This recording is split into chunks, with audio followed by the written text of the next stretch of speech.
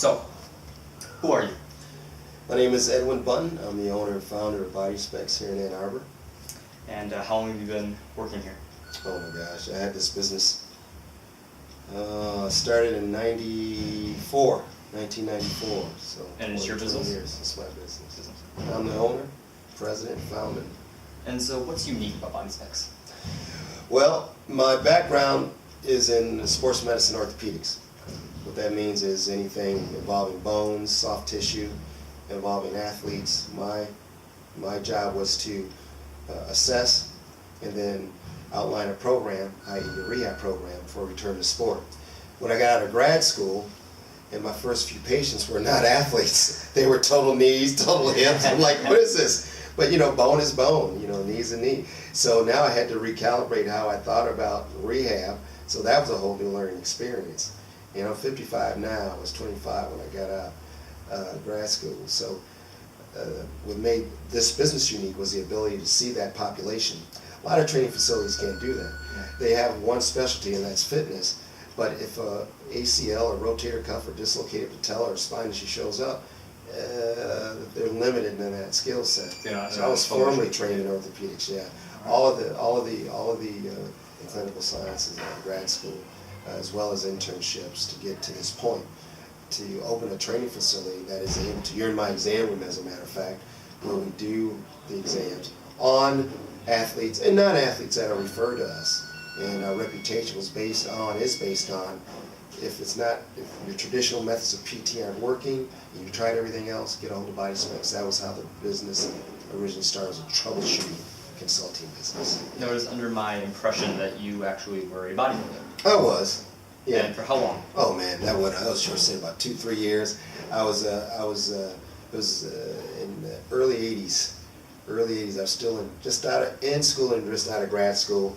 And it was fun for a minute, and then I thought, okay. And then I got out of it and started studying more of bodybuilders and their injuries. And those were my really first clients. So all these professional bodybuilders that had shoulder issues, they wanted to know my thoughts on shoulder issues. And so the bodybuilding, it was like an avenue towards that. So it was fun. So when you did compete, what made you desire to compete? The desire was I enjoyed training and the impact it had on the physicality. See the transformation. Love that part. Yeah. I think any young person, male or female, that's what you're going for.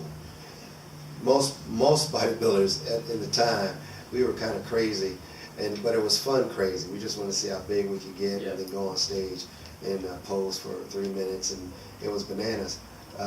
But unfortunately, there were bodybuilders who truly had some other image issues, and it wasn't fun for them. It wasn't fun for them. It became more like punitive, and so it is involved with particular psyche.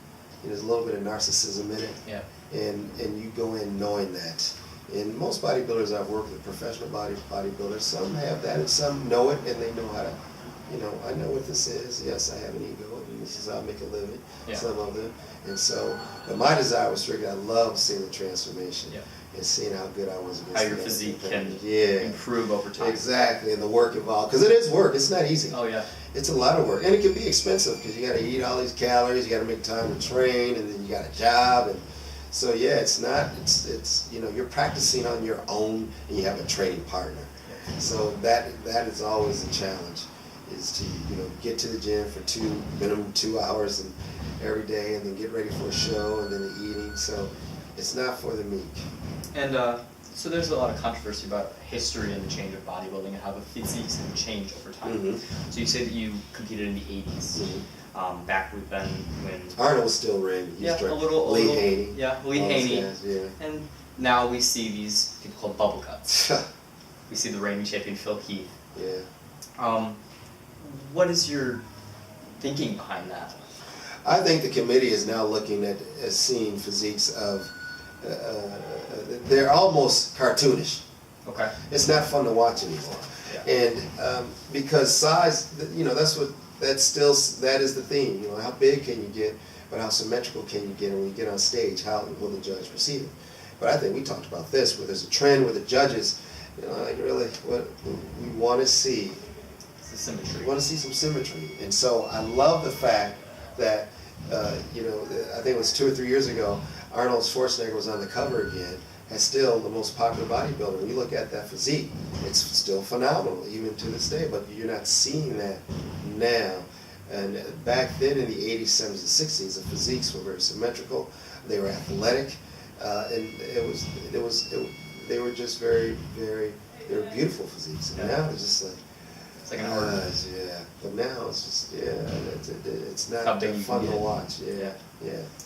So from what we have just discovered, Yes. I take it that you like the past physiques better. I do. I do. When I look at you know, the Arnolds, the Ferrignos, Franco Columbo, Frank Zane, you don't see those cats anymore. But when you look at those physiques and you put them up against 2017 physiques, the difference is like, yeah, okay, maybe there's 20, 30 pounds difference, but you know what? The old school physiques, this is realistic. This is achievable, right? But let's face it, we know that most of those guys are gearing up or juicing. They are not tested. And what is gearing up and juicing? Gearing up and juicing is using steroid, PED, performance enhancement drug, and it's not drug tested. Now, this is what I'm saying. That's just true. Any professional bodybuilder will say that. Now, they're not going to say that out in public, but that, I think in large part the public knows that. And unfortunately, the juniors, the high schoolers, they want size, especially athletes who are told, listen, especially football, if you want to be on the team next year, you need to put on some size and weight. And you know, okay, and you got 3 months. Yep. You don't really, and you're trying everything. You think you're trying everything, but the training program is not that good, so you think, I need a little help. So hence the PEDs. It used to be a real epidemic in the 80s and 90s. I think coaches got wise on how to look for it, but I think the athletes also got wise. Because there's, you know, the drug testing at the NCAA level, we're starting to see some of these guys not pass their drug test. Anything else that you'd like to add on the subject of bodybuilding? No, I think the big challenge, I think, for any young person is that number one, the work to get to competitive status requires a certain amount of discipline and rigorous discipline. Discipline that will say, okay, 4 days a week for the next 4 or 5, 6 months. Do I know how to cycle my training? Do I know enough about training so I don't hurt myself? How do I prevent these injuries? But I think the number one advice I give to anyone that's training is make sure there's a gym that has great access, enough access, and a broad spectrum of equipment that you know how to back off the training, when to add more weight to your training, that you know your techniques, you know the ones that can hurt you, and that you know enough techniques that your body gets a symmetrical look that you want. Because oftentimes you can spend too much time squatting, benching, curling, and there's no symmetry there. Yep. And the work's demanding. It can be uncomfortable. It can cause soreness. And so unless you have a good restoration program, i.e. foods to eat pre, post, during, you won't last long in the sport at all. Okay, I know we're under a time crunch, so Yeah. favorite bodybuilder? Pardon? Favorite bodybuilder? Arnold. Arnold? Frank Zane still. Yeah, I mean, I still, when I have the old Arnold magazine, I just like, God dang, that it was just beautiful. Yeah, he was good. Still. And you know, the reason why I like Arnold is his personality. He brought a little arrogance and cockiness to the sport, and look where he is. Yeah. So that's why he's my favorite. I like what he did to the sport. I like Arnold. He's arrogant as all get out. But I like what he's done with his life as well. He did something with it. But I still to this day, I just think he always has the most pleasing, symmetrical, nice quality density to the muscle. You just can't beat it. Those poses that you see from back in the day, legend. There won't be another one. Yeah. All right. Well, thank you. Thank you. Well done, Ethan. I enjoyed that. Hope I helped everybody. Hope you enjoyed it and learned a lot. If you want more information, you can contact me at bodyspecs.net.